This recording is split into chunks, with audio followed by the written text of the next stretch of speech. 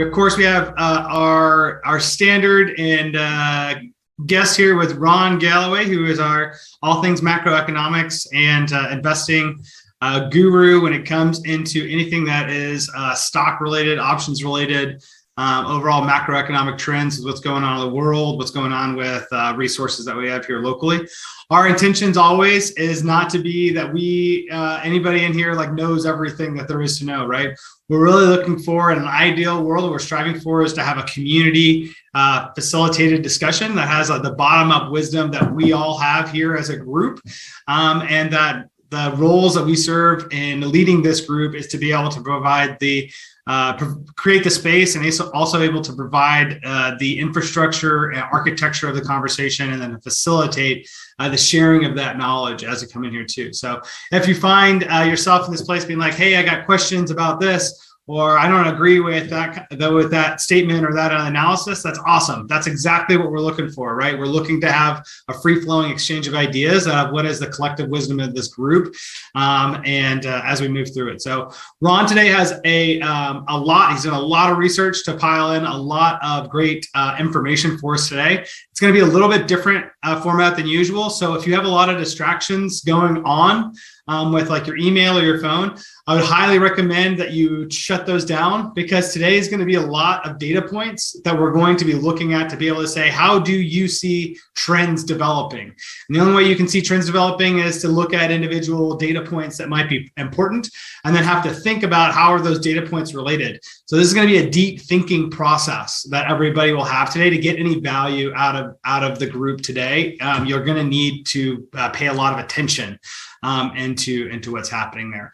Also, it's going to be important for you personally to do that. It's also going to be important for us as a group, because unless you're paying attention to be able to put your brain to the data points, you're not going to be able to come up with different ideas or theories or thinking that's going to expand the thinking of our group, of our collective wisdom in here today. So it's important for you, but it's also important for us to be able to have full attention into the discussion today.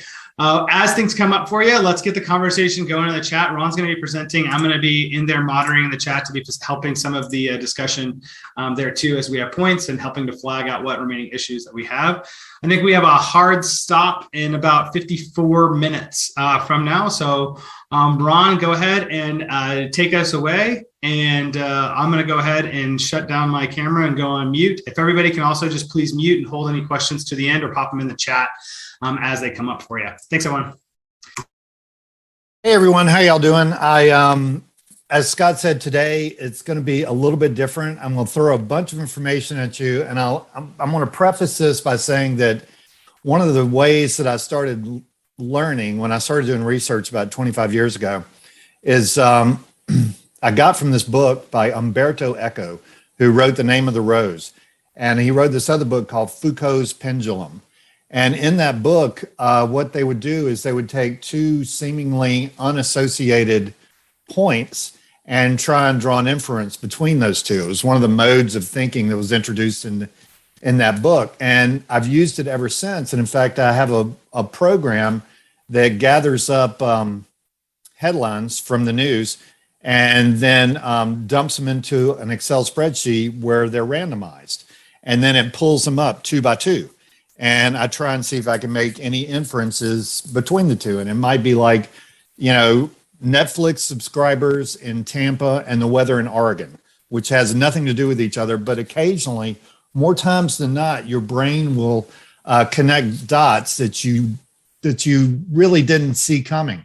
I also do this when I do public speaking. I will have one slide and I'll follow it immediately by a completely unassociated slide, trying to get people to draw inferences. So what I'm going to do is I'm throwing the title of my presentation today. Let me do the share screen. The title of my presentation is I got 99 problems and inflation isn't one, which is why I was wearing the cap at the very top. And let's see here. Let me make sure I can share my screen. Okay, that should have done it.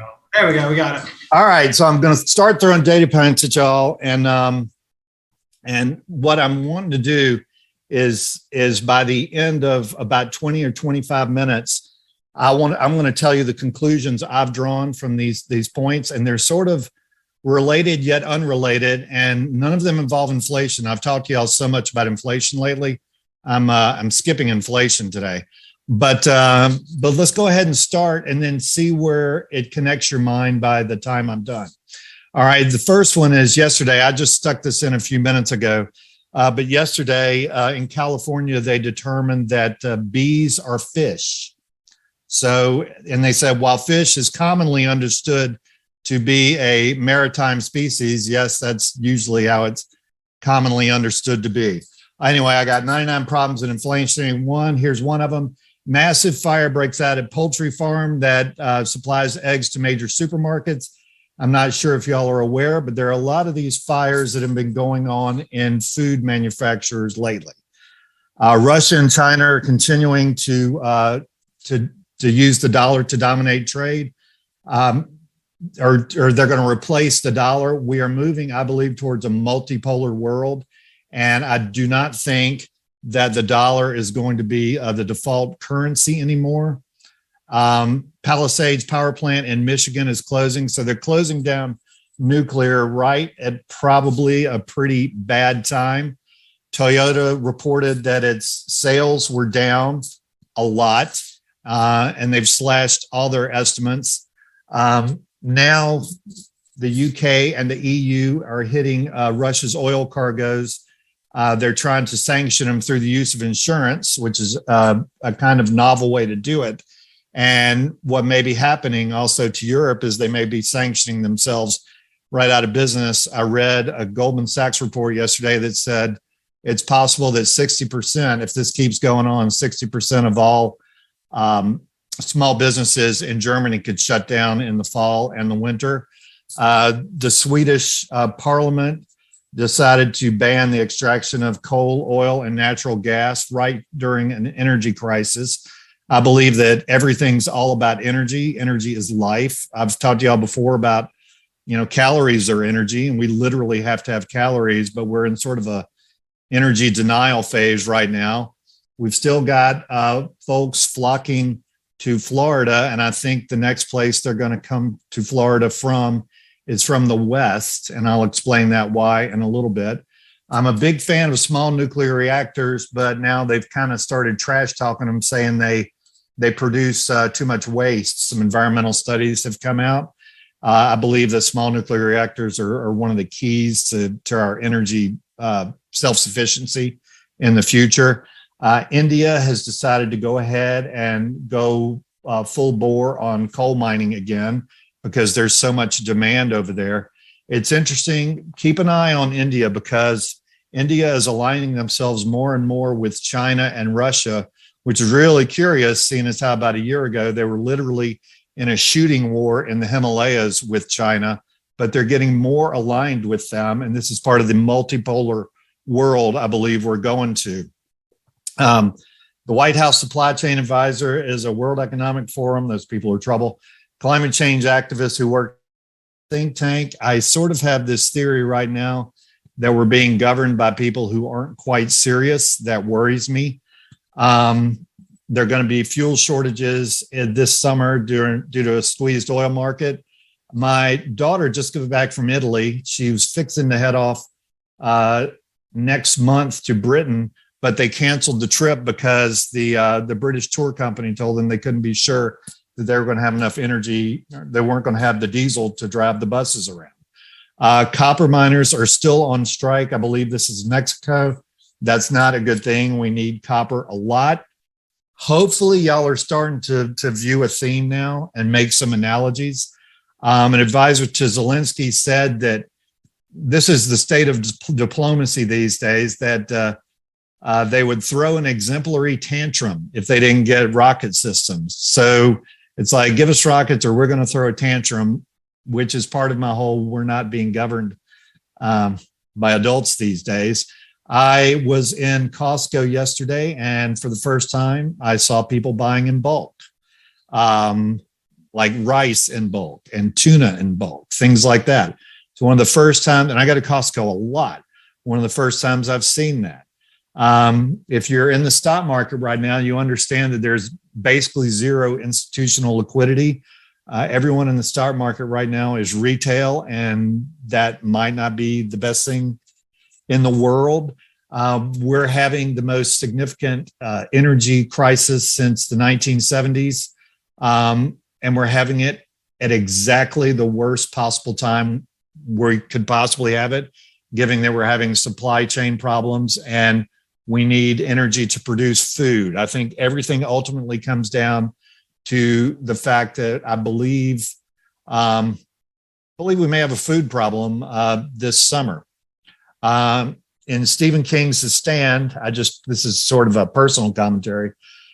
People dying of the flu tried to kill the people that were immune to the flu. And if you look at news out of Australia today, there's a lot of conflict going on between people that were vaccinated and people that weren't vaccinated. They have sort of a little mini civil war brewing down there. China has de facto control of a lot of Mexican ports and a lot of Bahamian ports, giving them and they control the Panama Canal, giving them a big say in our supply chain.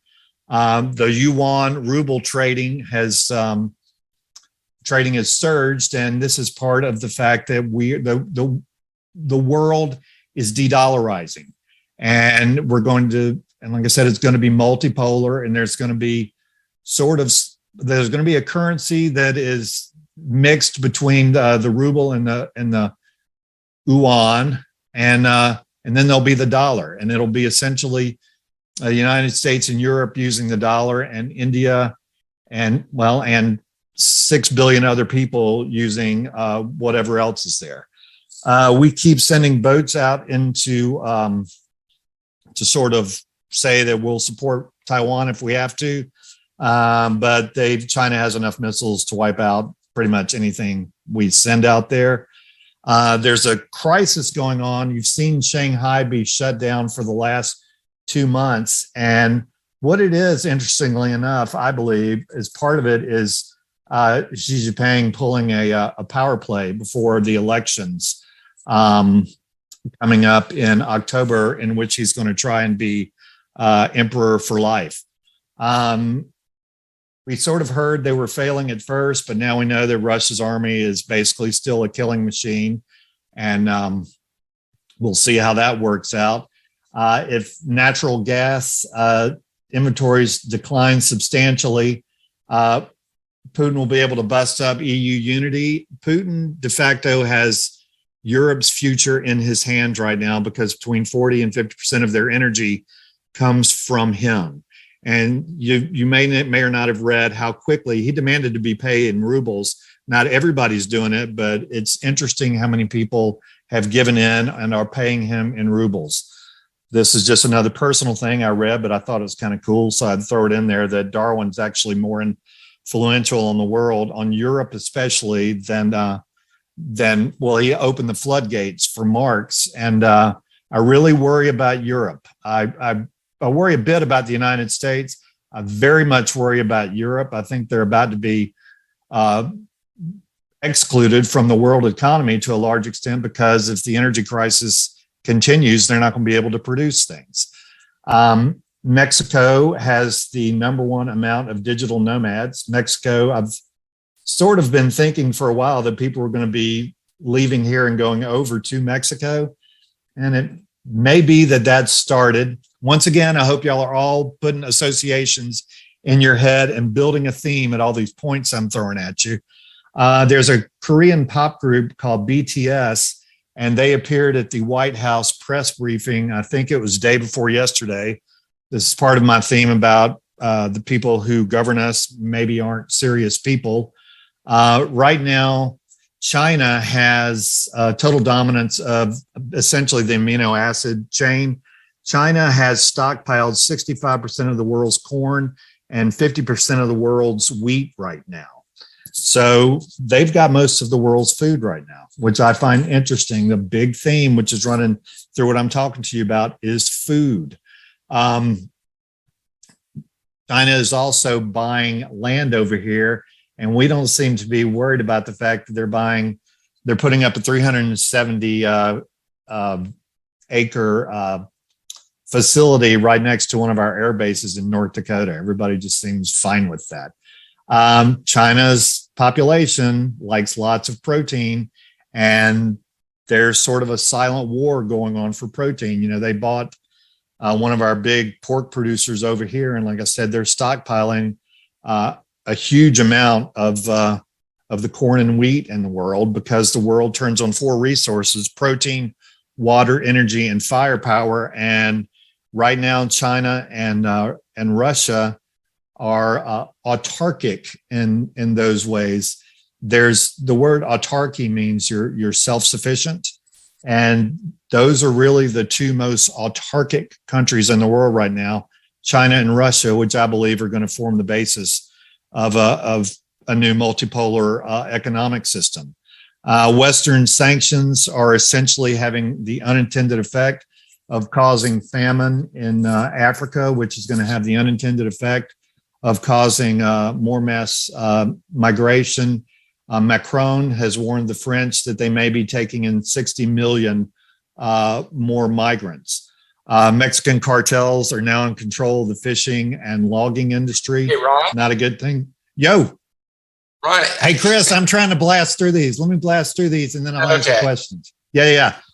Just a quick comment. I mean, it's not Western sanctions. It's Russia invading Ukraine that's creating this starvation in Africa. But which creates the energy crisis. But yeah, let me blast through these because I got a few more to go. I don't have 99 problems today, but I think I have like 54, and we're on number 30. Look for some kind of I would not be too surprised to see some kind of cyber war take place right before China does decide to go into Taiwan, which I think they're going to do. Here's what I was telling y'all before about them buying corn and soybeans a bunch, and we're aware they're doing it, but we seem not to care. They are on a bit of a war footing because of Xi Jinping and the election coming up in October. I think it's October. And once again, on my not serious theme, China is preparing for war, and honestly, we're trying to figure out the breakfast buffet at the Shanghai Four Seasons. That was a real headline. The other day, yesterday or the day before, there was an undersea cable disruption between Frankfurt and Helsinki, which is kind of curious timing if you think about it. I'm sure y'all can figure that one out. Soil temperatures in the Midwest are cooler, and it's wetter out there. And so we're way behind planting corn and wheat. All right. Once again, returning to my theme about food. It's hurricane season, and a direct hit right now to Texas and Louisiana would have a really, really bad impact on fuel prices, because that's where most of the refineries are, and the pipeline coming over to the east. That could be a bad thing. North Dakota, this once again is about that base that they're building out near our base, and the fact that they are the Dakota National Guard is using CCP controlled TikTok to recruit. China just keeps making more inroads. So far this year, I talked to y'all about this last time, the ruble is the strongest currency on the planet, which is odd. In China, because of, I don't know if y'all been following that shutdown, but it's one of the saddest things I've ever seen.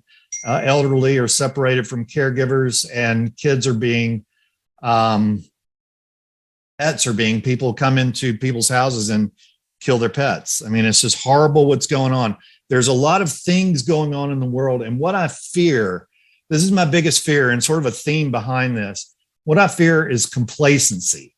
And there are all these horrible things going on that I've been showing you, and I'm not through yet, but there's too much normalcy bias. I mean, people, normalcy bias is when people are like, yeah, it's normal, everything will be fine.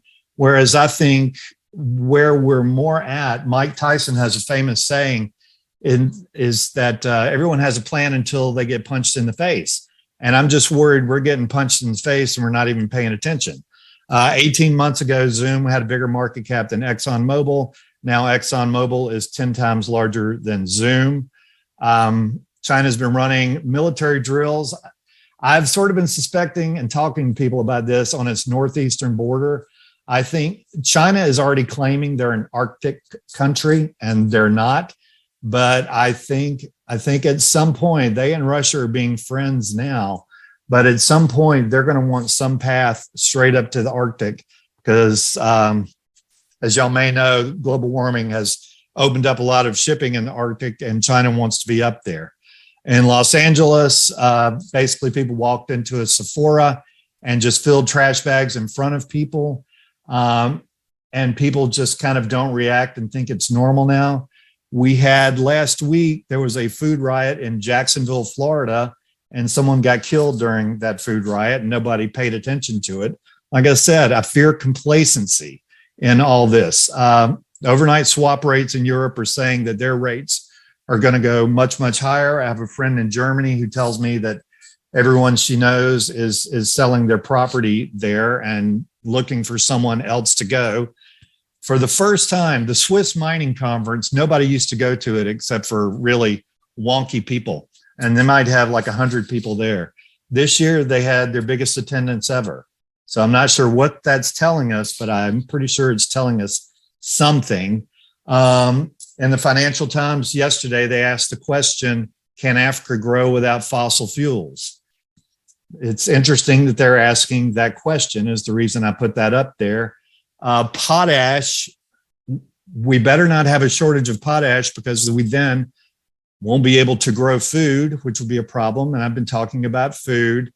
Our UN ambassador to the Ukraine didn't know that Ukraine grew a lot of food, which is awesome. I know y'all have all read about this, the baby formula shortage. Scott and I were discussing how in the world in our country can you have a baby formula shortage? It just seems unthinkable. And then this is my last slide. Chris can probably tell me immediately what's wrong with this. This is the Secretary of Defense and the head of the Joint Chiefs of Staff meeting to discuss Ukraine. Chris, can you pick it out? What's the problem with that picture? Okay, I'll go ahead and tell you. All the Ukrainian flags in the background are upside down, which is kind of goes along with my theme about us not being governed by serious people. I hope I spurred some debate. I feel as though I probably did, but this is how I like to think. I like to assimilate lots of facts, try and make connections from them, and then act. And what I worry about, these are things that I truly believe are going to affect you and your families and your financial future. And I guess my big themes before I kind of turn it over to the group is that we're basically being governed by people who aren't serious. I believe there's going to be food riots, at least in Europe, maybe here. I think Europe is actually going to be doomed for about a generation. And the United States is losing its status as a hegemon. And we're in a multipolar world now. And really almost every slide I showed y'all related either food or money to the fact, or energy, to the fact that we're in a multipolar world now. And we need to pay attention to that when we're trying to decide where to invest all our funds. Scott, I'm going to hand it back over to you. Yeah, I wanted to get to a place here too where it's not just the doom and gloom section of it, right? Because Dr. Doom, I'm sorry, but you know how I do. Yeah, I know, and it's great, right? To get into the what all the things that could go wrong type of analysis, or all the things that you'd say like, here's all the negative points that would draw to like a conclusion, right? So the one thing here too, Ron, is that like, as we're all having discussions and there's things that are going on here and discussion here in the chat too, is that there's a fundamental question that underlies all of these types of analysis, right? Which is like, what is your source of truth? Like, what do you believe are true facts, right? That you would actually look to make investment decisions off of.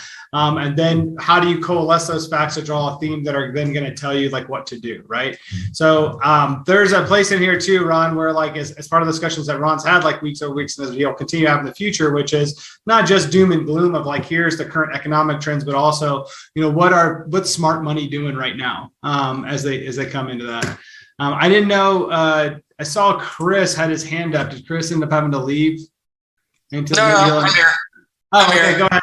The flow. I guess just a general comment. I mean, Ron, for such a cheery guy, you're so doom and gloom all the time. You gotta lighten up, bro. I worry. I do. I worry a lot. And the fact that I probably spend too much time alone.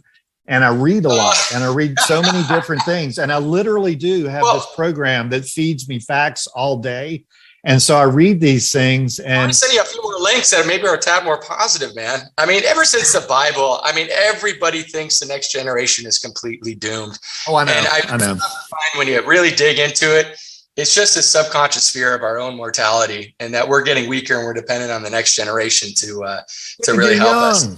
Don't be talking like that yet. That's for people like me to talk about. But yeah, I'm not saying I have those feelings. I just often feel that as a society, we often feel that way about the next generation. And look, I mean, I grew up in the 80s. I mean, we thought that the whole was to be nuclear annihilation. I mean, that's what everybody was saying. And we all just look back with rose-colored eyes because we survived it. But look, life's going to throw us a bunch of challenges. I'm not saying no to a lot of these things. I'm just saying we find solutions. In terms of replacing the dollar, like I mentioned in the comments, every friggin' decade we have this fear that's going to get replaced. We thought Japan was going to take over in the 80s. We thought Euro, when the European Union went together, that was going to take over. Or, with China, with crypto. I mean, there's all these different, which I consider to be healthy, that there's challenges against the dollar. But in the end, nobody wants to invest in a currency that has anything with China. Nobody does. Crypto is there's no way for any government to manipulate crypto. And therefore, if you can't have a large, especially Western societies, able to manipulate their currency, you have too many forces that are against it. So, look, Ron, I agree with a lot of things that you're saying, but I just find that as humanity, we always find a way. But hopefully you're right. It's funny though, 2 weeks ago, for the first time, and I can't remember which country, I'm going to say Switzerland though, they had yuan, I can't even ever pronounce it right. They issued a bunch of bonds denominated in yuan, which were ordinarily denominated in euro dollars. And that actually is really what caught my attention when I first saw that. But it's good to have an optimistic point of view. But like I said, you don't think things, sometimes it's the whole black swan theory. That book has been way too influential on my life, is that something coming out of nowhere and changing everything. And so I just try and keep my eyes open for things out of nowhere that nobody can think will happen. And then occasionally a couple of them do. And at least you're semi-prepared. And especially in investing, where this leads me in two directions, food and energy. And so I just think thematically, if y'all are looking at things, the two areas that I think are for the near term, if not bulletproof, but close to it, are food and energy. And you don't like housing? I mean, personally, I really like housing because it's a great inflation hedge, and people are always going to need a roof over their head. As long as I don't know. I told you before, I'm like the world's worst real estate person, so I couldn't really comment with any authority on that. But the food and energy thing, which tie together, really attract they get my full attention. And the fact that we had a food riot in a Publix parking lot in Jacksonville, Florida, a couple of weeks ago, where someone was killed, that attracts my attention. That I hope it's not a leading indicator, but those are things that just sort of catch my attention, and I go, it's that whole thing, things that make you go, And so a lot of things lately make me go, and it seems to be my function. Fortunately, as a country, we're energy and food independent, so that's we're relatively, we are actually between. I think it's Brazil and us. We make 70 or 65% of the world's protein, which is good. And Brazil makes the coffee, which is even better. But like I said, I just want to bring these things up because I worry that people are so complacent. Well, Ron, can I want to jump in with just a quick line, just ringing in, just a couple of quick thoughts that I wanted to share with the group as I was just sitting here listening to you and Chris go back and forth. And there's some definitely there's some good thinking that's happening here. And I want to pull it out just a meta level real quick. So part of one of the things that we look at, right, guys, is we look at like different market trends that would happen for us. If you can see my screen here, so we'd say, cool, we've had like this up market. What Ron is talking about here is, hey guys, we're here, right? We're maybe like here on one of these sections of the curve. And then this is where we're getting in more info, right? This is like where like Ron's saying, hey, I think this is what's going to happen, we're going to end up with this big downslide. What's going to happen here? And in this downslide, what things might we want to look out for is like what's going to happen to the dollar, what's going to happen to food, what's going to happen to Europe.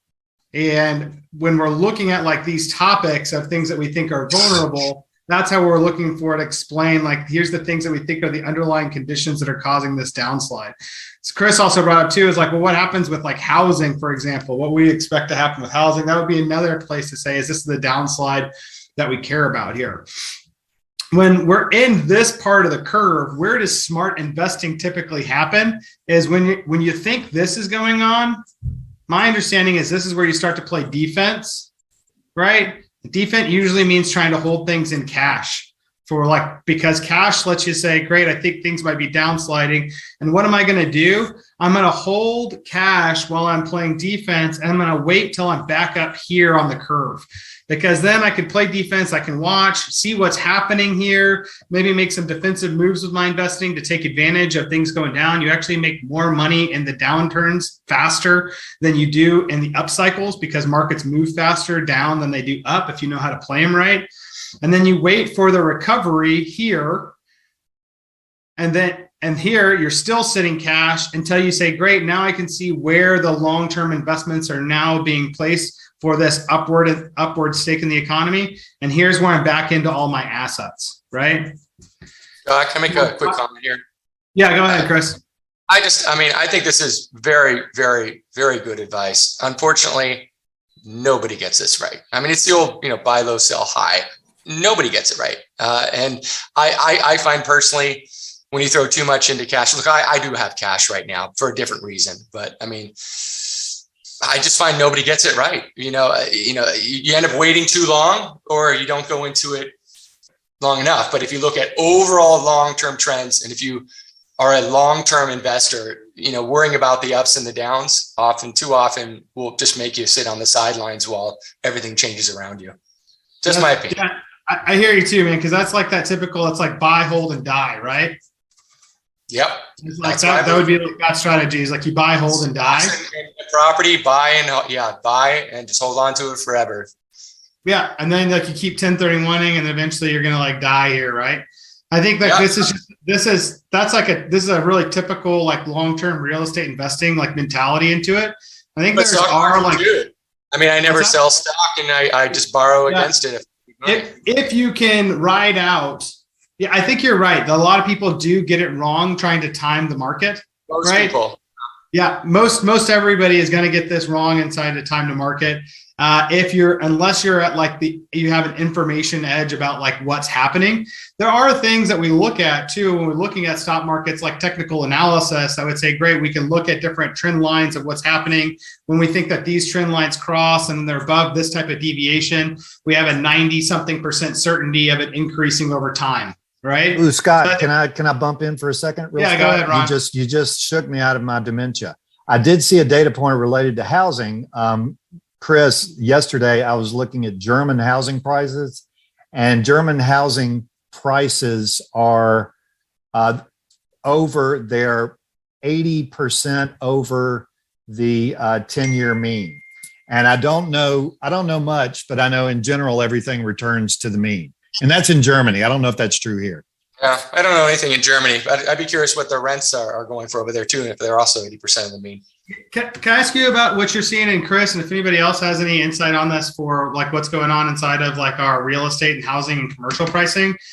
Are you thinking right now for like your 1 to 4 unit that you're having right now, Chris, that you're thinking like, hey, I want 1 to 4 unit properties, and I want these to be like lower income properties because, hey, we'll have an economic downturn. If the people that still have to have roofs are going to be like your typical working class, we can't really get rid of them. They're the ones that really like run the economy. So great, let's have 1 to 4 unit housing or like apartments that are going to be for their housing.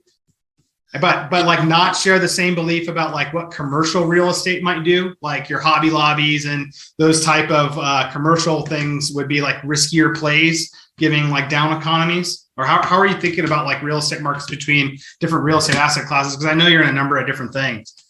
Yeah. Look, I wish I was more invested in multifamily. I mean, when but I'm just not finding the value there.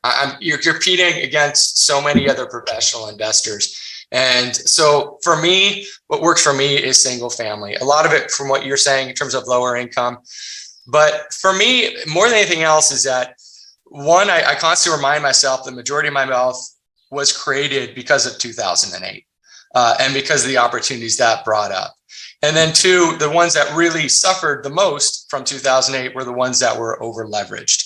So if you can find a really good deal and you're not over leveraged, even if my rents go down by 20, 30%, or or the value of my property goes down by, let's say 70%. What do I care if the rents don't go down?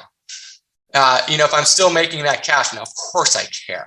But if I'm not over leveraged and my rents are relatively stable or enough to cover my leverage and my nut, then I'm not going to sit here worrying about it. I'm going to actually be happy when I see something because it's going to give me more opportunity as everybody runs to hide.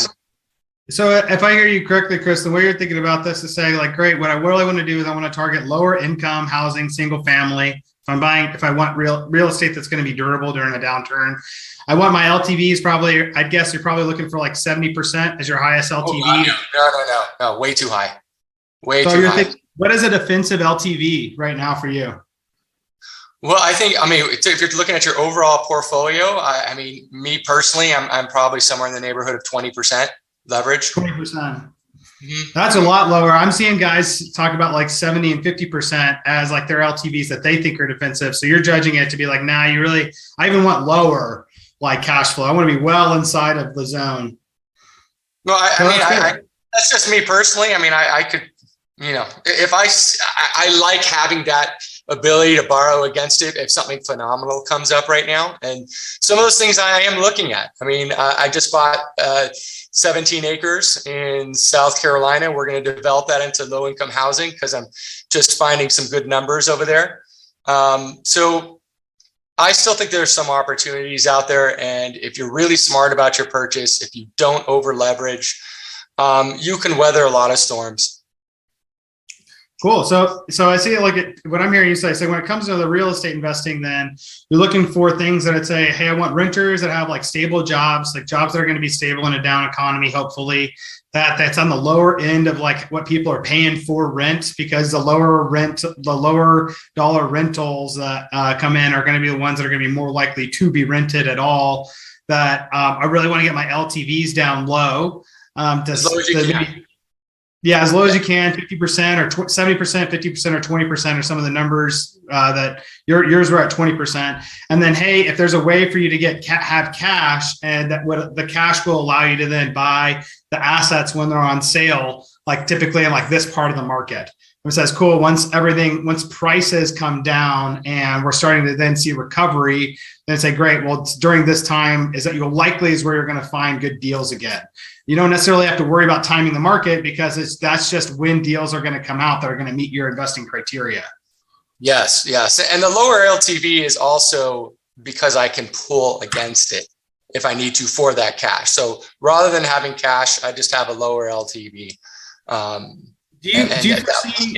think there's risks to sitting on cash right now. Look, I'm doing that, but it's weighing heavily on my mind because in the current inflationary environment, having cash that is not deployed, it's losing value. And I agree with Brendan, but I haven't found the opportunity yet, though. Well, and then that's good. You don't want to make a rash decision because you're sitting on the cash. Wait for that good deal and then deploy it. But the inflation is eating at it. But if you find, I would hate to see anybody jump into something. Asset prices though are going to be way more volatile than your cash. And things that aren't already uptrending that we know, like food and energy, that are going up into it. I'd be scared about anything much else where I have a lot of assets that aren't inside of single family home real estate. It's like an equivalent risk profile, right? That has that type of, I know I can't lose the asset and it's going to be producing some cash for me. But I think that's that part that gets me, which is I'm losing money because my money's not in play. But what I've seen over and over again is you lose way more money because of volatility in assets. And the game that we're really playing is losing a few percent is really different than asset prices that drop to 50%, and then you have to hold on to the assets for 8 years before they can recover, right? And then you just can't do anything because you're so upside down in whatever the assets you bought, right? And like prevents you from being able to buy the assets on sale and tripling up your money or doubling up your money because you're able to buy at the right time. Like if we look back historically, right? If you could really, buying assets in 2008 or buying the stock market when it was, in 4 digits instead of 5, right? Like what is the difference in that versus how much you would have lost in inflation by having to wait for a year on your cash and then sit on it, for a minute to be able to get to the right timing. I think it's also, I totally get that. It's really hard to step in and buy when the market is really bad, but I've done it and I've done very well with it. So, it's easy to say buy low. It's a lot tougher for people to do it when it's actually there. And that's why there's so much opportunity when the markets, tank. Yeah. Right. It's even more important now to make sure you have, if it's about real estate, to have multiple outs. When I bought in 2010, everybody thinks, oh, you bought at a great time. But we still thought, well, it could still go right back down again or go flat for another 10 years like it did between 05 and 015. So for me, it was about a whole bunch of low income housing. I really did not think they would appreciate. It was all about a cash flow play. But then, the whole market got picked up and gentrification and everything, and it appreciated through the roof. But I never anticipated that it would. I was hoping it would, but I wasn't dependent on it. So having multiple outs is crucial. But one of the things too, I just wanted to highlight for everybody too, is we're talking about like multiple outs and like saying, well, I think what I hear Ron saying is like, hey, a bunch of bad stuff is happening. I'm really bullish on food and energy being things that are going to be more scarce and difficult in the future. And so the restrictions, just the macroeconomics of restrictions in supply are going to drive demand up. So we could all be smart. If I hear Ron correctly, is like what would be smart is if you want to think about like what assets you think you're going to appreciate over time, food and energy would be the way to go, right? We have significant real estate holdings, and probably a lot of us in here are trying to figure out like, well, under what scenarios can I increase my real estate holdings because I really like real estate, right? I'm learning about food and energy here talking with Ron and from this group discussion, but I'm really into the real estate pieces as they come up. One of the things that I wanted to just highlight for everybody here on this call that happens here is when you use like a foundation or a 501c3 type of entity that you're able to establish, that these can actually be established for the charitable purpose of establishing low income housing. So one of the plays that happens here, like on the tax side for people, is when you have whatever your income is going to be, this can be W-2 income. My understanding is this can be any type of income, 1099, et cetera. And you can establish your own foundation. This is what Pete does as part of our tax planning. And then that you can contribute. I'm seeing numbers in here of like contributions that are like 40 to 70% of your AGI, your adjusted gross income of your taxable income for the year. You can push that into the foundation. And then you can also then turn around and then buy your low income housing through your foundation. So now your foundation essentially owns all this low income housing. It was able to buy it with tax-free dollars because you were able to donate it to a 501c3. And then your 501c3 turns around and pays you a salary. And your salary can go up depending upon the number of assets it has here, because this is like a director's salary of the 501c3. So essentially it works as like a retirement account, like you would have like for a 401k, but it's unlimited to how much you can contribute, but it's regulated by a percentage of your income typically. And then you can turn around and buy your real estate that you want to buy. And this is low income, just mean like up and coming housing. It doesn't have to be Section 8. It can be lots of different housing. It just has it's just on the up and coming range of dollars. And then you can continue to grow the income and grow the assets of this. And as you grow the assets of it, then you're also able to then increase like what your salary would be. So you can take the lows off. So it's a little bit better, I think, even than retirement accounts, because it can actually give you the tax-free the tax planning as well as the salary into it. So if you're like in a scenario, the only reason I bring this up now is because a lot of people are like, well, maybe it's a good time for me to sell assets, but I don't necessarily know if I can, if I want a 1031 exchange because of things that are coming on of like, I don't have assets I want to get into. It could be a good time to sell assets and then use some of these tax planning strategies to either, buy more assets or hold the cash in here and have it as like a tax deferred or a tax-free vehicle. But to talk to Pete a little bit about that, I didn't want to necessarily get into too deep into this concept. I'm not the foremost expert. Pete is on these matters. But I wanted to set up for everybody because a lot of people I know are feeling trapped right now. They're like, I don't know what to do with all these gains I'm making in my real estate, and I'm getting like almost no returns off of them, or I'm getting such little returns, and I have it leveraged to the hilt, but I have some. Maybe I don't have it leveraged to the hilt, but I'm not getting the rents in for the cost, and I need a way to exit. And if you can't find the other replacement properties you look for, then you might want to look into this and contact Pete about it. Hey, Scott. Yeah. At what income level or like number of doors or whatever does that make sense to start considering that setup? What I would do, I would contact Pete about this and then actually have him run the analysis. So what he'll actually do is he'll start to break down for you, like here's all of your income, your income, expenses, what's your current tax liability. And then what he'll do is he'll make a side-by-side strategy that says, great, we can put in these things, these types of strategies, and that how that will reduce like your taxes, and then what will happen to your cash flow, and then what's going to happen to your net worth. So if you it's typically you find people going into these strategies either because they are high W-2 income earners, or that it's because they said, well, listen, solo 401ks are cool because they're cheap and easy and I can protect, $60K a year doing that. But if I need to protect more from taxes, then I want to use this 501c3 strategy into it. So you could use it because it's above your 60,000 for your solo 401k and say, great, this is my next strategy that's at that next level higher to protect more income. Or I see people doing it because they want to be able to draw a salary off of it. So they don't want their money locked up in a retirement account like a solo 401k. So there's more expense to this route, but there's more flexibility. I think these are about $5,000 to set up, soup to nuts. Whereas your solo 401ks are like $1,300 or so. Scott, you guys said opportunity funds. What's that? I couldn't hear that. Sorry. You guys set up talking at once. All right, let's go with Chris first, and then we'll get Brendan. Okay. No, first off, this is a good strategy, or it can be. I think when it comes to real estate, I find in the end, a 1031 is usually the best strategy because you can defer it forever, and then you get a stepped up in basis when you pass to everybody else. But if you're over, whatever that federal limit is on inheritance, then this could be also a good strategy to pass on to your kids so they can draw a salary if you got a large amount of money. But no, I was asking if you guys set up opportunity funds, because that's also another option if you've got a lot of capital gains, maybe not necessarily in real estate that you could deploy.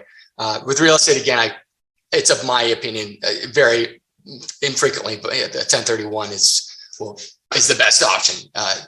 If you're just going from real estate to real estate 1031, there's other plays in here too. If I have other 1099 income or my W-2 income from a job, like where you need a different strategy with it. That's why I think like the best things to do is always just to reach out and email Pete at royallegalsolutions.com or at that the tax quiz that Liz just dropped into there, and then get scheduled in to talk to Pete, because it doesn't take that long. You're talking about like a few hours of your time to get a definitive strategy of here's what I'm doing with finances. Here's how they optimize for tax. And what are you doing with your investments? Pete also is consulting in on the investing side of it too, to see how your investments themselves could shift and how that would impact your income, your income, your cash flow, and your net worth into it. So those are holistic types of strategy sessions with Pete. If you want to talk to him about that.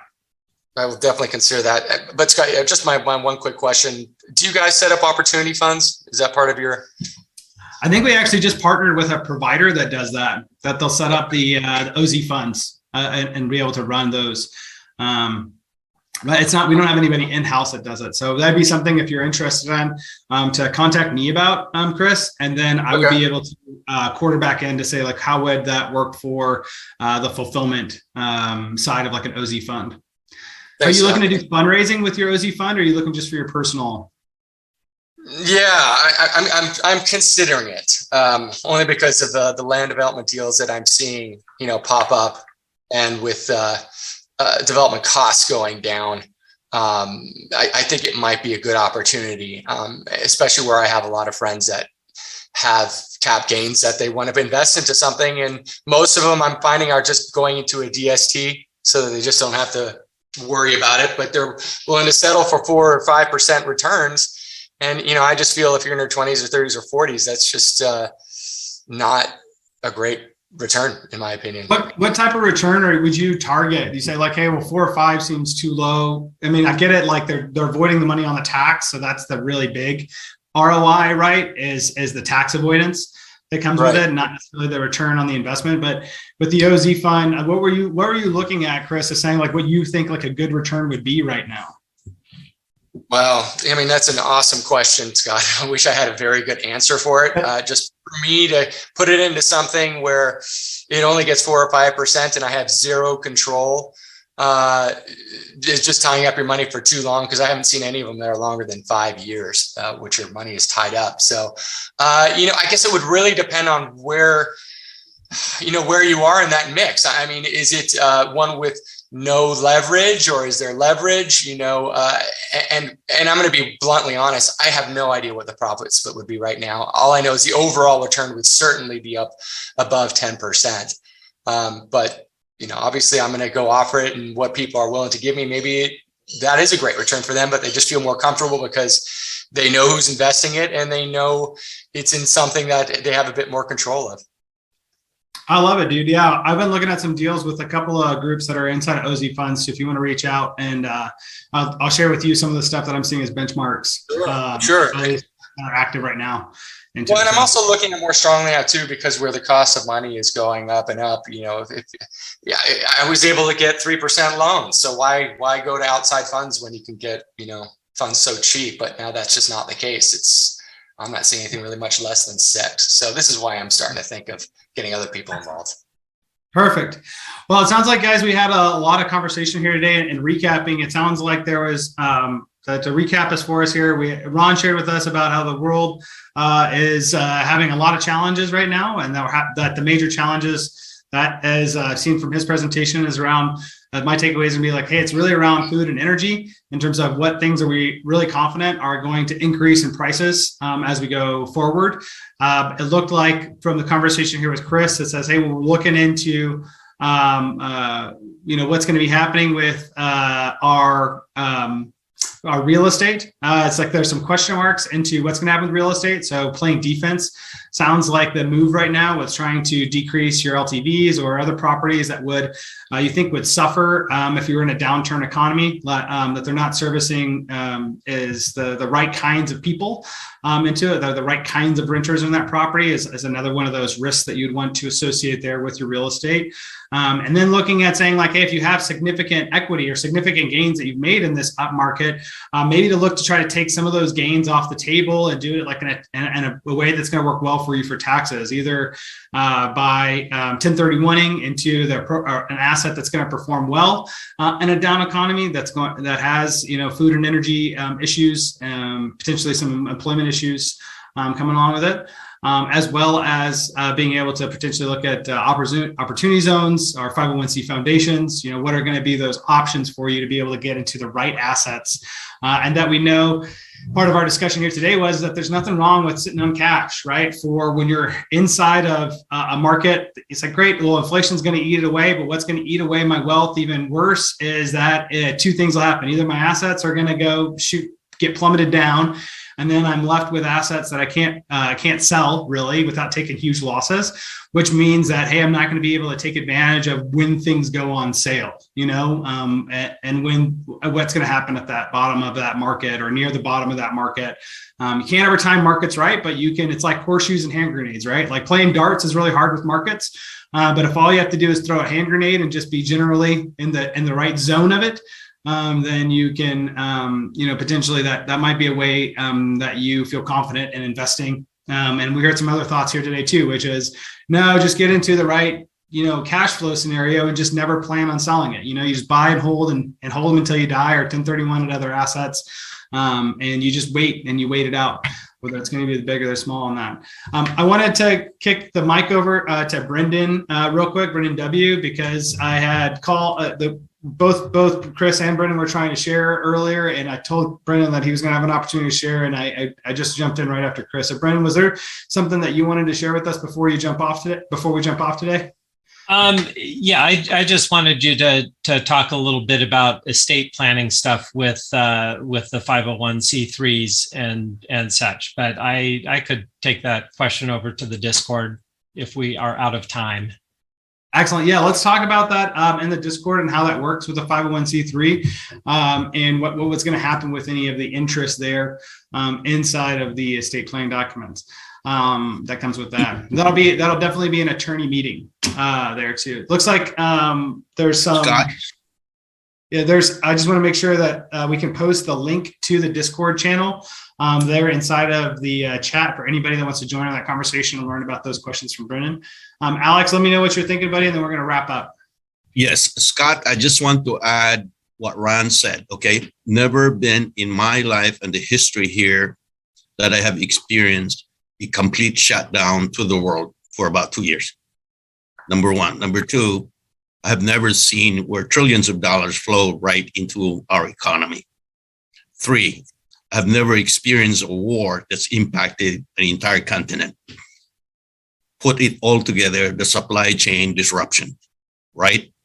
But we also know wherever there's a crisis, there are great opportunities, whether it's COVID, whether it's the $1 trillion that poured into the economy, where what's happening in the war, or also what's happening in the supply chain. So you just want to be on the other side of it. And just like what we said before, where there's a crisis, there are opportunities.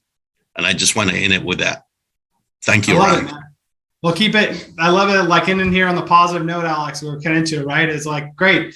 Crises are coming up. Fantastic. Let's get prepared for it. What do we think that can look like? How do we play defense? And then how are we going to make it the best thing that ever happened for our lives? Right? Absolutely. So we're coming in here and like we're looking to focusing on things week over week. Maybe that's what the drum beat that we can keep beating the heads on of saying, great, a lot of people out there are going to have a ton of challenges. We're going to have some challenges too, but we're going to be prepared for them. We're going to act appropriately and know together as a group that at least we have this group to be having conversations with next week. You say, where are our heads at? Making sure we're thinking clearly, that we have each other to lean on about here's what the thinking looks like. That kind of bring on the crisis. Yeah, bring on the crisis. Bring on the crisis. Listen, man, crises are never going to stop. The flip side of that is the opportunities. That's right, man. That's part of the human condition. If we ever think that we're ever going to feel like everything is going to be safe and secure, and one time we're going to get there and it's going to last that way for forever, we're dreaming. That's not the way the world works, right? So it's just about navigating where we're at. And so I appreciate all the great conversation with Alex and Brennan and Ron and Chris and everybody who shared today. Maria and everybody that shared today here in the chat as well too, and facilitating some of this conversation. Look forward to it, guys, coming up here in these next weeks. Thank you so much, Ron and everybody. Everybody take care. I'll see you soon.